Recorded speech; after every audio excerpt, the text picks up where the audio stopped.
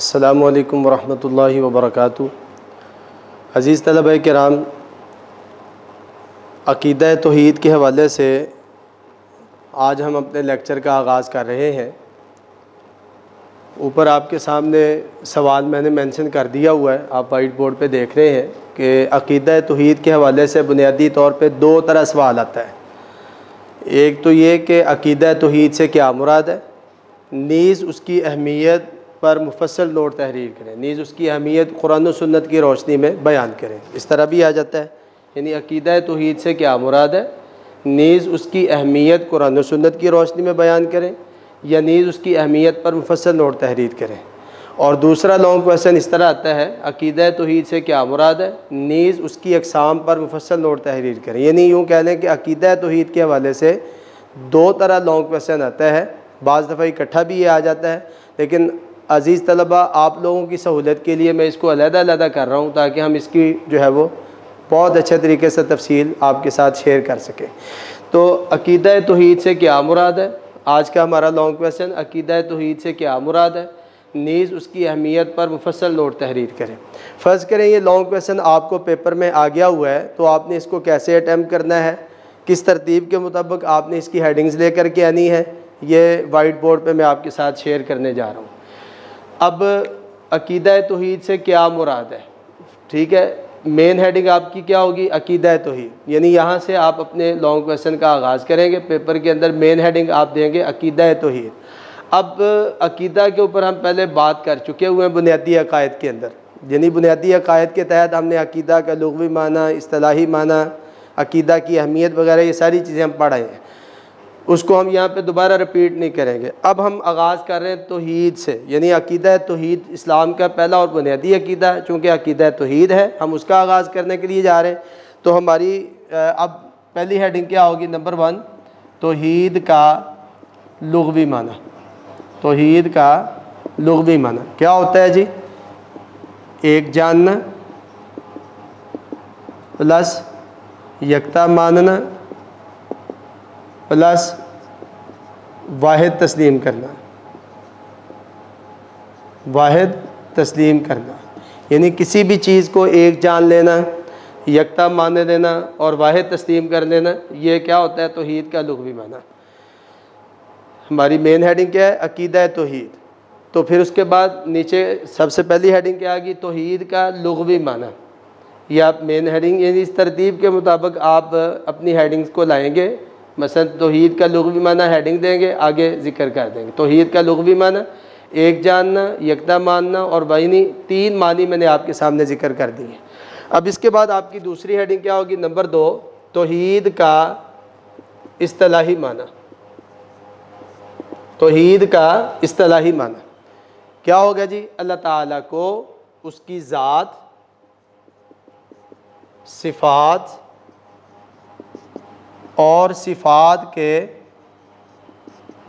تقاضوں میں ایک جاننا، یکتا ماننا اور واحد تسلیم کرنا۔ توحید کا اصطلاحی معنی کیا ہوگا، اللہ تعالیٰ کو اس کی ذات، صفات اور صفات کے تقاضوں میں ایک جاننا، یکتا ماننا اور واحد تسلیم کرنا، یعنی کہ وہ اپنی ذات میں بھی واحد اور یکتا ہے، وہ اپنی صفات میں بھی واحد اور یکتا ہے، اور وہ اپنی صفات کے تقاضوں میں بھی واحد اور یکتا ہے۔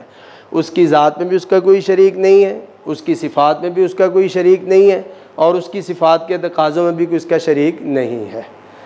تو مختصراً میں نے آپ کے سامنے یہ توحید کا اصطلاحی معنی ذکر کر دیا ہے۔ گویا کہ یہ جو تین چیزیں میں نے آپ کے ساتھ شیئر کی ہوئی ہیں، یہی گویا کہ آگے جا کے اقسام بنے گی عقیدہ توحید کی۔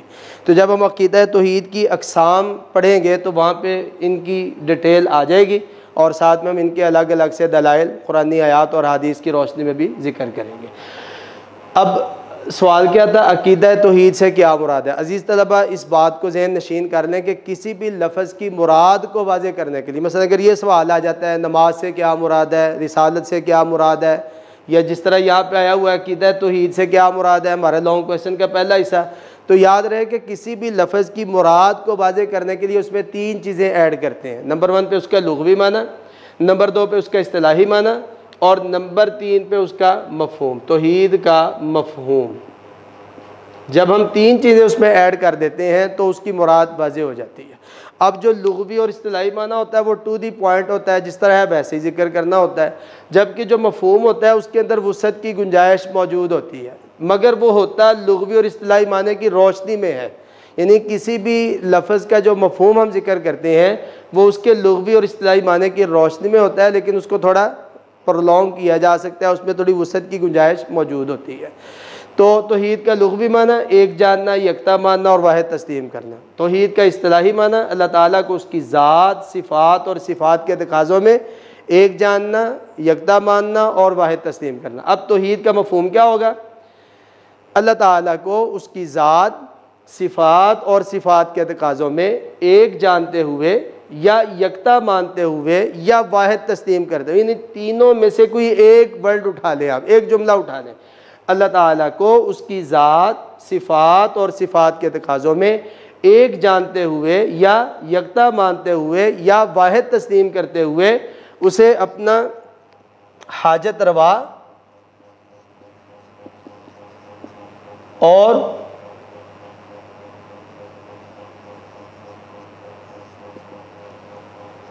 اللہ تعالیٰ کو، ایک دفعہ پھر میں ریوائز کر دیتا ہوں، اللہ تعالیٰ کو اس کی ذات، صفات اور صفات کے تقاضوں میں ایک جانتے ہوئے یا یکتا مانتے ہوئے صرف اور صرف اسی کی عبادت کرنا اور اسی کو اپنا حاجت روا اور مشکل کشا تسلیم کرنا توحید کہلاتا ہے۔ اللہ تعالیٰ کو اس کی ذات، صفات اور صفات کے تقاضوں میں یکتا مانتے ہوئے یا واحد تسلیم کرتے ہوئے صرف اور صرف اسی کی عبادت کرنا اور اسی کو اپنا حاجت روا اور مشکل کشا تسلیم کرنا توحید کہلاتا ہے۔ گویا کہ توحید کا مختصر اور جامع مفہوم میں نے آپ کے سامنے ذکر کر دیا۔ اس سے مختصر اور جامع مفہوم توحید کا نہیں ہو سکتا ہے۔ گویا کہ ہم نے مفہوم کے اندر تین چیزیں اور ایڈ کر دیں۔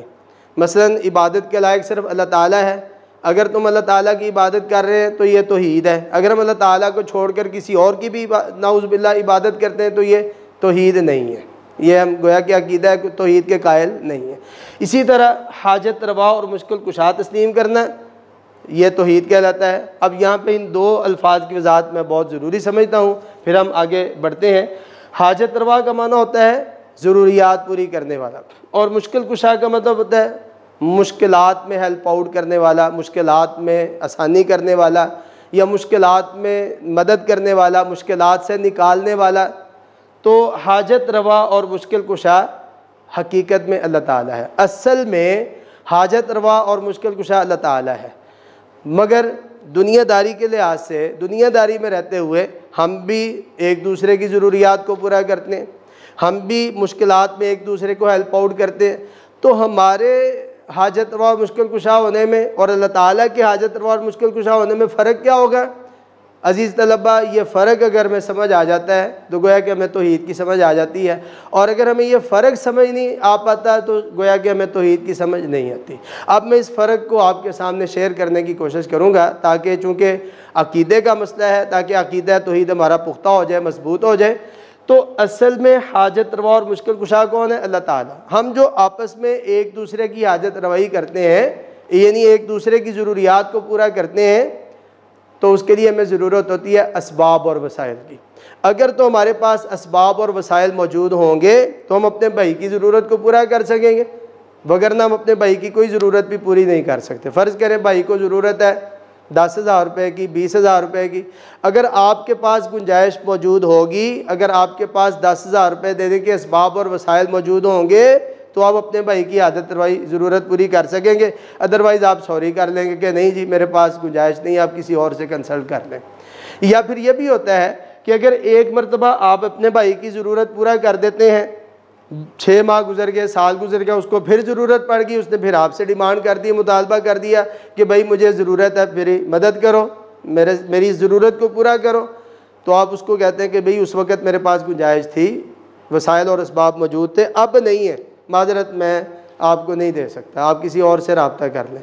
تو یہ ہمارے ساتھ صورت ہے۔ اسی طرح مشکل کشا، ہم اپنے بھائی کی اس مشکل کو تو آسان کر سکتے ہیں جس کی ہمارے پاس مطلب کہہ لیں کہ وسائل ہیں، اسباب ہیں، ہم چاہ رہے ہوتے ہیں بعض اپنے بھائی کو مشکل سے نکالنے کے لیے، لیکن مجبور ہوتے ہیں، مطلب ہمارے پاس اس کے وسائل نہیں ہوتے، ہمارے پاس اسباب موجود نہیں ہوتے اس بھائی کو مشکل سے نکالنے کے لیے، لہذا ہم سوائے دعا کے اور اس کے لیے کچھ بھی کر نہیں پا رہے ہوتے ہیں۔ مثال کے طور پہ پیشنٹ ڈاکٹر کے ہاتھوں میں مر جاتا ہے، ڈاکٹر سر توڑ کوشش کرتا ہے کہ اس کی جان بچا لے، لیکن پھر بھی اس کی ڈیتھ ہو جاتی ہے۔ تو یہ ہماری صورتحال ہے، یعنی ہمیں اپنے بھائیوں کی ضروریات کو پورا کرنے کے لیے، ہمیں اپنے بھائیوں کو مشکلات میں ہیلپ آؤٹ کرنے کے لیے ضرورت ہوتی ہے اسباب اور وسائل کی، اور دوسرا اللہ تعالیٰ کی توفیق کی۔ کتنے لوگ ہیں جن کے پاس وسائل اور اسباب کے ڈھیر لگے پڑے ہیں، لیکن اللہ تعالیٰ کی طرف سے توفیق نہیں ہے، اللہ ان کو توفیق نہیں دیتے، وہ آگے دوسروں کی مدد نہیں کرتے یا دوسروں کے ہیلپ آؤٹ نہیں کرتے، مشکلات میں دوسروں کی پرواہ نہیں کرتے۔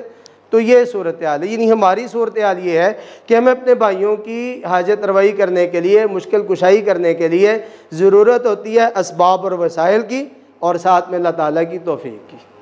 جبکہ اللہ مالک الملک کے لیے اپنے بندوں کی مدد کرنے کے لیے، اپنے بندوں کی حاجت روائی اور مشکل کشائی کرنے کے لیے کسی قسم کے اسباب اور وسائل کی کوئی ضرورت نہیں ہے۔ وہ جب چاہے، جہاں چاہے، جس طرح چاہے، وہ اپنے بندے کی ہر ضرورت کو پورا کرنے پر قادر ہے، وہ اپنے بندے کو ہر طرح کی مشکلات سے نکالنے پر قادر ہے، کیونکہ اصل میں حاجت اور مشکل کشا اللہ تعالیٰ ہے۔ تو عزیز طلبہ، میں نے مختصراً آپ کے سامنے اس بات کی وضاحت کر دی ہوئی ہے۔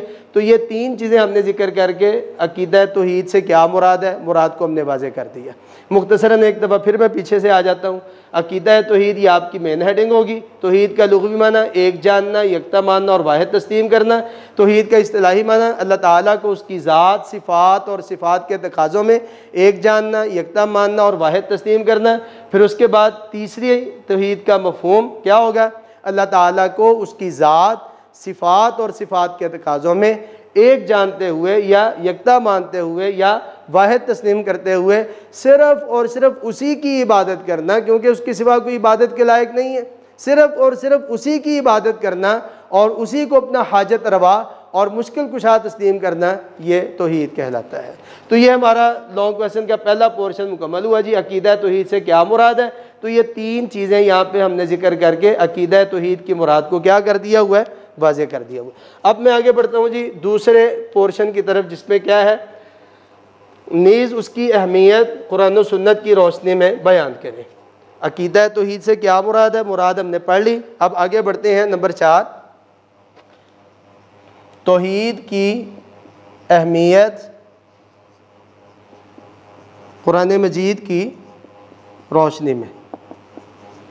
توحید کی اہمیت قرآن مجید کی روشنی میں، یہ آپ چوتھی ہیڈنگ یہ دیں گے، یعنی کیونکہ ہم نے اپنے لانگ کویسچن کو ترتیب کے ساتھ ود ہیڈنگز آگے لے کے جانا ہے، تو اس طرح توحید کی اہمیت قرآن مجید کی روشنی میں۔ تو قبل اس کے کہ میں قرآنی آیات کا ذکر کروں، یہاں پہ قرآن مجید کی آیات اور ان کا ترجمہ آپ کے ساتھ شیئر کروں، پہلے عبارت ہم یہاں پہ ایک کوڈ کریں گے، وہ یہ ہے کہ توحید کی اہمیت قرآن مجید کی روشنی میں اس کا اندازہ اس بات سے لگایا جا سکتا ہے کہ پورے کا پورا قرآن مجید توحید سے بھرا پڑا ہے۔ قرآن مجید کا کوئی صفحہ، کوئی آیت بھی توحید سے خالی نہیں ہے۔ بیسیکلی بنیادی طور پہ قرآن مجید کیا ہے؟ اللہ کی ذات کا تعارف ہی تو ہے۔ اللہ تعالیٰ نے اپنی ذات کے بارے میں بتایا، صفات کے بارے میں بتایا، صفات کے تقاضوں کے بارے میں بتایا۔ تو بنیادی طور پہ پورے کا پورا قرآن مجید توحید سے بھرپور ہے، توحید سے بھرا ہوا ہے۔ قرآن مجید کا کوئی صفحہ، کوئی آیت اور سورت توحید سے خالی نہیں ہے۔ اب ویسے تو سینکڑوں آیات قرآن مجید کی روشنی میں یہاں پہ موجود ہیں، لیکن چند اہم آیات ہم یہاں پہ ذکر کرتے ہیں۔ جو بھی آیات ہم ذکر کریں بہتر ہوگا کہ آپ ان کی ہیڈنگز بنا دیں۔ مثلاً معبود واحد صرف اللہ۔ اب جو پہلی آیت مبارکہ میں آپ سے شیئر کرنے جا رہا ہوں اس کی ہیڈنگ یہ بنے گی، آپ نے یہ ہیڈنگ دینی ہے اور اس کے تحت آپ نے اس آیت مبارکہ کا ذکر کر دینا ہے۔ ارشاد باری تعالیٰ ہے، ان الہکم لواحد، پارہ نمبر 23 سورۃ الصافات کی آیت ہے، ان الہکم لواحد، بے شک تمہارا معبود البتہ ایک ہی ہے، بے شک تمہارا معبود البتہ ایک ہی ہے۔ کیا مطلب؟ کہ وہ اپنی ذات میں بھی واحد ہے، صفات میں بھی واحد ہے اور اپنی صفات کے تقاضوں میں بھی واحد اور یکتا ہے۔ تو یہ آیت مبارکہ توحید کی اہمیت بیان کر رہی ہے قرآن مجید کی روشنی میں، جس میں اللہ تعالیٰ نے خود اپنے بارے میں بتا دیا کہ تمہارا رب، تمہارا معبود صرف ایک ہے۔ اس کے سوا کوئی اور نہیں ہو سکتا۔ ٹھیک ہے، اس کے بعد اب ہم دوسری آیت کی طرف آتے ہیں۔ اس کی مین ہیڈنگ نمبر 2، معبود حقیقی صرف اللہ، اور دوسرے حصے میں معبودان باطلہ کی نفی۔ آیت آپ کی کتاب میں لکھی ہوئی ہے، ارشاد باری تعالیٰ ہے وَإِلَٰهُكُمْ إِلَٰهٌ وَاحِدٌ لَا إِلَٰهَ إِلَّا هُوَ۔ ایک دفعہ پھر میں آیت پڑھ رہا ہوں وَإِلَٰهُكُمْ إِلَٰهٌ وَاحِدٌ لَا إِلَٰهَ إِلَّا هُوَ۔ ترجمہ کیا ہوگا؟ اور تمہارا معبود صرف ایک ہی معبود ہے، لا الہ الا ہو، اس کے سوا کوئی معبود نہیں ہے۔ تو اس آیت میں ہمارے سامنے دو چیزیں ذکر کی جا رہی ہیں۔ آیت کے پہلے حصے میں کیا بتایا جا رہا ہے کہ معبود حقیقی صرف ایک اللہ ہے، اس کے سوا کوئی معبود نہیں ہے، اور دوسرے حصے میں لا الہ الا ہو، تمام تر معبودان باطلہ کی نفی کر دی کہ اس کے سوا کوئی معبود ہو سکتا ہی نہیں، اس کے سوا کوئی رب ہو سکتا ہی نہیں، یعنی کسی کے اندر وہ صلاحیت، وہ قدرت، وہ طاقت، وہ مہارت ہی نہیں ہے کہ وہ رب بن سکے، وہ معبود بن سکے، اس لیے کہ معبود حقیقی صرف اور صرف اللہ تعالیٰ کی ذات ہے۔ اسی طرح عزیز طلبہ ایک اور آیت اس میں ہم ذکر کرنے کی کوشش کرتے ہیں، تیسری آیت مبارکہ، کیونکہ آپ کوشش کریں گے کہ کسی بھی ٹاپک کی جو اہمیت ہم قرآن مجید کی روشنی میں واضح کریں گے تو کم از کم 3 آیات آپ وہاں پہ ایڈ کریں گے، اور جب احادیث کی روشنی میں اس کی امپورٹنس واضح کریں گے تو بھی کم از کم 3 احادیث اس میں ایڈ کریں گے۔ تو میری طرف سے آپ کو جو مٹیریل پرووائڈ کیا جائے گا وہ 3 مطلب آیات میں بھی 3 آیتیں، احادیث میں بھی 3 احادیث، اس سے اوپر آپ جتنی مرضی کوشش کر سکتے ہیں۔ مزید اور بھی اگر آپ آیات اس میں ایڈ کرنا چاہیں اپنی طرف سے، ریلیونٹ آیت ہو، ریلیونٹ حدیث ہو، تو وہ بھی آپ اپنی طرف سے بھی اس میں ایڈ کر سکتے ہیں۔ اس میں کوئی مسئلے والی بات نہیں ہے، کوئی حرج نہیں ہے، کیونکہ لانگ کویسچن کو پرلونگ کرنے کا یہی طریقہ ہے کہ آپ اس میں آیات کو بڑھا دیں، آپ اس میں احادیث کو بڑھا دیں، تاکہ آپ کا لانگ کویسچن میکسیمم پر لانگ ہو جائے اور آپ میکسیمم مارکس لینے کے قابل ہو جائیں۔ اب تیسری آیت مبارکہ جو کہ آپ کی بک میں نہیں ہے، میں اس کے سامنے ذکر کر دیتا ہوں۔ ارشاد باری تعالیٰ ہے هو اللہ الذی لا الہ الا ہو، هو اللہ الذی، سورۃ الحشر کی آیت مبارکہ پارہ نمبر 28، هو اللہ الذی لا الہ الا ہو، اللہ وہ ذات ہے کہ جس کے سوا کوئی معبود نہیں ہے۔ خود اللہ تعالیٰ نے اس آیت مبارکہ میں توحید کا ذکر کیا ہے، اپنے ایک ہونے کا ذکر کیا ہے کہ اللہ تعالیٰ وہ ذات ہے کہ جس کے سوا کوئی اور ذات نہیں ہے، جس کے سوا کوئی اور معبود نہیں ہے۔ تو عزیز طلبہ کرام، 3 آیات کی روشنی میں نے آپ کے سامنے توحید کی اہمیت کو واضح کر دیا ہوا ہے۔ تو معلوم یہ ہوا کہ قرآن مجید عقیدہ توحید کو بڑے واضح انداز میں بیان کرتا ہے، اور قرآن مجید کے اندر سینکڑوں آیات موجود ہیں جن میں اللہ تعالیٰ نے عقیدہ توحید کا ذکر کیا ہے، اور اپنے ایک ہونے کا ذات کے لحاظ سے، صفات کے لحاظ سے، صفات کے تقاضوں کے لحاظ سے اللہ تعالیٰ نے اس کا بیان کیا ہے، جو میں نے مختصراً آپ کے سامنے 3 آیات ذکر کر دی ہوئی ہیں۔ اب ہم آگے بڑھتے ہیں، چوتھی اہم جو ہے وہ 5ویں، یعنی اب دیکھیں توحید کی اہمیت کے پیش نظر آپ کے پاس 3 ہیڈنگز آ گئی، 3 آیات کی روشنی میں 3 ہیڈنگز میں نے آپ کے سامنے ذکر کر دی ہوئی ہیں۔ اب ہم آگے بڑھتے ہیں توحید کی اہمیت احادیث مبارکہ کی روشنی میں۔ توحید کی اہمیت، اب یہاں پہ ہم قرآن مجید جو ہے وہ، چونکہ اب اسی طرح نمبر 5ویں ہیڈنگ آپ کیا ہوگی؟ توحید کی اہمیت احادیث مبارکہ کی روشنی میں۔ پہلے کیا تھا؟ توحید کی اہمیت قرآن مجید کی روشنی میں، اب توحید کی اہمیت احادیث مبارکہ کی روشنی میں۔ تو توحید کی اہمیت احادیث مبارکہ کی روشنی میں اس کا اندازہ اس بات سے لگایا جا سکتا ہے کہ حضور اکرم صلی اللہ علیہ وسلم نے بھی عقیدہ توحید کو سمجھانے میں کوئی کسر باقی نہیں چھوڑی۔ آپ صلی اللہ علیہ وسلم کی زندگی میں کوئی معاملہ ایسا آتا، کوئی صورتحال اس طرح کی بنتی کہ جس کے ذریعے سے آپ صلی اللہ علیہ وسلم عقیدہ توحید کو سمجھا سکیں، عقیدہ توحید کی مثال پیش کر سکیں اور عقیدے کو کلیئر کر سکیں، تو آپ کوئی موقع بھی ہاتھ سے جانے نہیں دیتے تھے۔ تو عقیدہ توحید کی اہمیت میں احادیث کی تعداد بھی سینکڑوں میں ہے، تو میں چند امپورٹنٹ احادیث یہاں پہ آپ کے ساتھ شیئر کرتا ہوں۔ سب سے پہلی حدیث جو ہم یہاں پہ شیئر کریں گے، میں اس کی آپ کے سامنے ہیڈنگ بنا دیتا ہوں، کیونکہ ہم نے جتنی بھی آیات اور احادیث ایڈ کرنی ہے تو آپ کوشش کریں گے کہ آپ ان کی ساتھ ساتھ میں ہیڈنگ بناتے ہیں۔ نمبر 1، توحید جنت کا راستہ، توحید جنت کا راستہ۔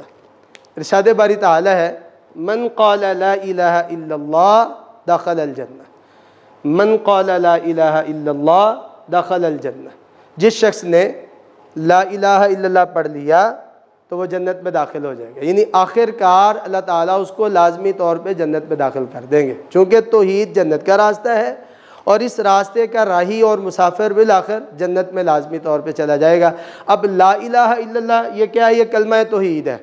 ہر پیغمبر کو اللہ تعالیٰ نے کلمہ دیا ہے اور 2 اجزاء پہ اس کا کلمہ رہا، مثلا لا الہ الا اللہ ابراہیم خلیل اللہ، لا الہ الا اللہ موسیٰ کلیم اللہ، لا الہ الا اللہ عیسیٰ روح اللہ، لا الہ الا اللہ محمد الرسول اللہ۔ تو ہر پیغمبر کے کلمے میں لازمی طور پہ جز عقیدہ توحید کا پہلے ہے اور عقیدہ رسالت کا بعد میں ہے۔ تو من قال لا الہ الا اللہ، جس شخص نے لا الہ، اب یہاں پہ جو لا الہ الا اللہ ہم پڑھیں گے تو آٹومیٹکلی اس میں محمد رسول اللہ شامل ہے۔ تو یہاں پہ ایک سوال پیدا ہوتا ہے کہ کیا لا الہ الا اللہ پڑھ لینے سے ہی جنت مل جائے گی؟ نہیں، بلکہ آپ صلی اللہ علیہ وسلم نے ایک دوسری روایت میں اس کی وضاحت فرما دی کہ دیکھو لا الہ الا اللہ کیا ہے؟ ہوا مفتاح الجنہ، یہ جنت کی کنجی ہے، اور جو کنجی ہوتی ہے نا، چابی ہوتی ہے، اس کے دندانے ہوتے ہیں، یعنی لا الہ الا اللہ یہ کی آف جنہ، یعنی جنت کی چابی ہے، اور دندانے کیا ہیں؟ یہ نماز، روزہ، زکوٰۃ وغیرہ، یعنی دیگر نیک اعمال۔ یعنی صرف لا الہ الا اللہ پڑھ لینے سے جنت میں نہیں انسان جائے گا، جب تک کہ اس کے لوازمات اور اس کے تقاضوں کو پورا نہیں کرے گا۔ تو لا الہ الا اللہ کے تقاضے اور لوازمات کیا ہیں؟ نمازوں کی پابندی کرنا، اللہ نے صاحب مال کر دیے ہوئے تو زکوٰۃ ادا کرنا، اللہ نے صاحب استطاعت کر دیا ہو تو حج ادا کرنا، جہاد کا موقع آ گیا تو اپنے آپ کو جہاد کے لیے پیش کر دینا، اور دیگر نیک اعمال جس کا بھی انسان کو موقع ملے تو ان کے اندر بڑھ چڑھ کر حصہ لینا۔ فاستبقوا الخیرات کے تحت نیک کاموں میں بڑھ چڑھ کر حصہ لینا، یہ کیا ہے؟ یہ لا الہ الا اللہ کے تقاضے ہیں۔ تو جس شخص نے لا الہ الا اللہ پڑھ لیا اور اس کے تقاضوں کو پورا کر دیا اور حالت توحید میں وہ اس دنیا سے چلا گیا اور اس کی موت حالت توحید میں واقع ہو گئی، تو بالآخر اللہ تعالیٰ اس کو جنت میں داخل کر دیں گے، چونکہ توحید جنت کا راستہ ہے۔ اسی طرح اب ہم اس میں دوسری حدیث ایڈ کرتے ہیں جس میں باقاعدہ طور پہ ماتا کے الفاظ موجود ہیں۔ حدیث میں الفاظ من ماتا، دوسری حدیث یہ دیکھیں، اس میں ماتا کے الفاظ موجود ہیں، من ماتا وہو یعلم انہ لا الہ الا اللہ دخل الجنہ۔ اس میں ماتا کے الفاظ موجود ہیں، جو شخص اس حالت میں فوت ہوا، جو شخص اس حالت میں مرا کہ وہ اس بات کو جانتا تھا کہ بے شک اللہ تعالیٰ کے سوا کوئی معبود نہیں ہے، تو وہ جنت میں داخل ہو جائے گا۔ تو جو شخص اس حالت میں مرا یا اس حالت میں فوت ہوا، یعنی کہ وہ اس بات کو جانتا تھا کہ مطلب کیا کہ اس کا عقیدہ توحید تھا، عقیدہ توحید کی حالت توحید میں اس کو موت آ گئی، تو بالآخر اللہ تعالیٰ اس کو جنت میں داخل کر دیں گے۔ اب وہ شخص جس کو توحید کی حالت میں موت آ گئی لیکن غلطیاں بھی اس سے بڑی بڑی ہو گئیں، گناہ بھی بڑے بڑے سرزد ہو گئے، انسان جو ہوا، خطا کار جو ہوا، نسیان اس کا مادہ ہے، بھول جانا اس کی فطرت میں شامل ہے، تو وہ شخص جس کو حالت توحید میں موت آ گئی اور ساتھ میں بڑے بڑے گناہ بھی سرزد ہو گئے لیکن شرک والے گناہ سے بچا رہا، اب اس کا معاملہ اللہ تعالیٰ کے ساتھ ہے۔ اللہ چاہے تو اس کے گناہوں کو معاف اللہ چاہے تو اس کے گناہوں کی سزا دے کے اس کو جنت میں بھیج دے، چاہے بغیر سزا دیے جنت میں بھیج دے، وہ بادشاہ ہے، وہ قادر ہے، اس پہ اس سے کوئی پوچھنے والا نہیں ہے۔ لیکن بالآخر اس نے جانا کہاں پہ؟ جنت میں، کیونکہ توحید جنت کا راستہ ہے اور اس راستے پہ چلنے والا راہی اور مسافر بالآخر ایک وقت ضرور آئے گا کہ اللہ تعالیٰ اس کو لازمی طور پہ جنت میں داخل کر دیں گے۔ یہ توحید کی اہمیت ہے کہ توحید کی اہمیت اس سے بڑھ کر اور کیا ہو سکتی ہے کہ توحید کو مان لینا، دل و جان سے تسلیم کر لینا، عقیدہ توحید کا حامل اور قائل ہو جانا، یہ گویا کہ جنت کا راستہ ہے اور یہ سیدھا انسان کو جنت کی طرف لے کے جاتا ہے۔ اسی لیے اللہ کے رسول صلی اللہ علیہ وسلم کا وہ فرمان عالی شان جس میں آپ فرماتے ہیں کہ لقنوا موتاکم لا الہ الا اللہ، اس حدیث کی وضاحت میں یہ والی حدیث آپ نوٹ کر لیں، لقنوا موتاکم لا الہ الا اللہ، تم اپنے مرنے والوں کو لا الہ الا اللہ کی تلقین کیا کرو۔ یعنی وہ بندہ جو زندگی اور موت کی کشمکش میں ہے، مرض الموت میں مبتلا ہے، تو کیا کرو، اس کے پاس بیٹھ کر لا الہ الا اللہ کا ورد کرو، لا الہ الا اللہ محمد رسول اللہ بیٹھ کر اس کے پاس پڑھو، تاکہ آپ سے سن کے وہ بھی پڑھ لے اور اس کا خاتمہ بالخیر ایمان پہ ہو جائے۔ تو عزیز طلبہ کرام، جس کا خاتمہ بالخیر ایمان پہ ہو گیا اور جس سے مرتے وقت کلمہ نصیب ہو گیا، تو سمجھ لیں کہ اللہ تعالیٰ نے اس پہ اپنا کرم کر دیا، اللہ تعالیٰ نے اس پہ اپنا فضل کر دیا ہے، کیونکہ حالت توحید میں موت آ جانا یہ بہت بڑی نیکی ہے، اس سے بڑی سعادت کی بات کوئی نہیں ہے، کیونکہ اللہ تعالیٰ نے اس کو جنت کے راستے کا مسافر بنا دیا ہوا ہے، چونکہ توحید جنت کا راستہ ہے اور اس راستے پہ چلنے والا راہی اور مسافر بالآخر لازمی طور پہ جنت میں داخل کر دیا جائے گا۔ اسی طرح عزیز طلبہ کرام، تیسری حدیث جو ہم یہاں پہ ایڈ کریں گے اس کی آپ ہیڈنگ بنائیں گے، میں تھوڑا سا ریز کر دوں۔ توحید سب سے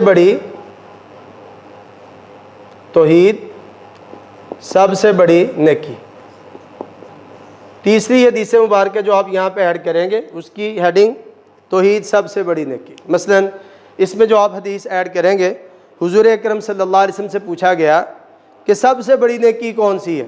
صحابی رسول نے سوال کیا کہ اللہ کے رسول سب سے بڑی نیکی کیا ہے؟ تو آپ صلی اللہ علیہ وسلم فرمایا، یہ الفاظ آپ نے ذکر فرمائے، قل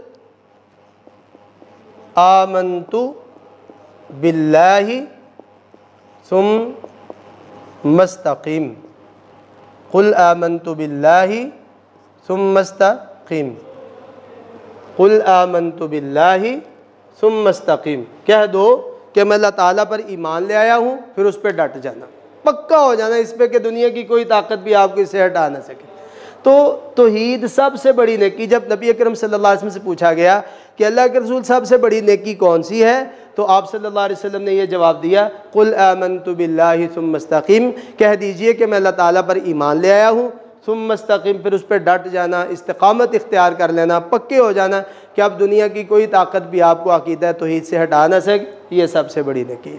تو جس نے یہ سب سے بڑی نیکی کر لی، عقیدہ توحید کو قبول کر لیا، تو گویا کہ اس نے اپنے آپ کو جنت کے راستے پہ ڈال لیا، جو بالآخر اس کو لازمی طور پہ جنت پہ داخل کر دے گا۔ تو عزیز طلبہ کرام، میں نے آپ کے سامنے ود ہیڈنگز پورا لانگ کویسچن ایکسپلین کر دیا ہوا ہے، تو آپ سے گزارش ہے کہ آپ نے اسی ترتیب کے مطابق ہیڈنگز لے کر کے آنی ہے، اور اسی طرح توحید کی اہمیت قرآن مجید کی روشنی میں جو آیات میں نے آپ کے سامنے ذکر کی ہیں ان کی بھی میں نے آپ کے سامنے ہیڈنگ بنا دی ہیں، اور احادیث مبارکہ جو میں نے آپ کے سامنے ذکر کی ہیں ان کی بھی میں نے آپ کے سامنے ہیڈنگز جو ہے وہ وائٹ بورڈ پہ بنا کر کے دے دی ہیں۔ تو آپ اسی طرح کوشش کریں گے کہ توحید کی اہمیت قرآن مجید کی روشنی میں جتنی بھی آیات لے کر کے آئیں گے، اگر آیت عربی میں نہیں لا سکتے تو ترجمے کی ہیڈنگ دیں اور ترجمہ ذکر کر دیں اور اوپر ہیڈنگ بنا دیں۔ اسی طرح احادیث میں بھی ایسے ہی انداز آپ نے اختیار کرنا ہے، جو بھی آپ حدیث مبارکہ وہاں پہ ایڈ کریں تو اس کی اوپر ہیڈنگ بنا دیں۔ اگر آپ عربی میں لکھیں تو دی بیسٹ، کیونکہ عربی لکھنے کے مارکس زیادہ آتے ہیں۔ آپ اگر عربی میں بھی آیات لکھتے ہیں، حدیث لکھتے ہیں اور ساتھ میں ترجمہ بھی لکھتے ہیں تو یہ آپ کی ڈبل ایفرٹ ہو جاتی ہے، ڈبل کوشش ہو جاتی ہے، جس کی وجہ سے آپ کے مارکس جو ہے وہ میکسیمم بڑھا دیے جاتے ہیں۔ ایگزامینر آپ کو فلی طور پہ فیور دیتا ہے اور میکسیمم مارکس آپ کو مل جاتے ہیں، آپ اس قابل ہو جاتے ہیں کہ آپ 8 میں سے 8 نمبر لے لیں۔ تو یہ میں نے آپ کے سامنے پراپرلی ایک لانگ کویسچن جو ہے وہ واضح کر دیا ہے۔ اب نیکسٹ لانگ کویسچن ہم سٹارٹ کریں گے، عقیدہ توحید سے کیا مراد ہے، نیز اس کی اقسام پر مفصل نوٹ تحریر کریں۔ عزیز طلبہ کرام، اللہ تعالیٰ سے دعا ہے رب تعالیٰ ہمیں عقیدہ توحید کو سمجھنے کی اور اس پہ عمل پیرا ہونے کی اللہ تعالیٰ ہمیں توفیق نصیب فرمائے۔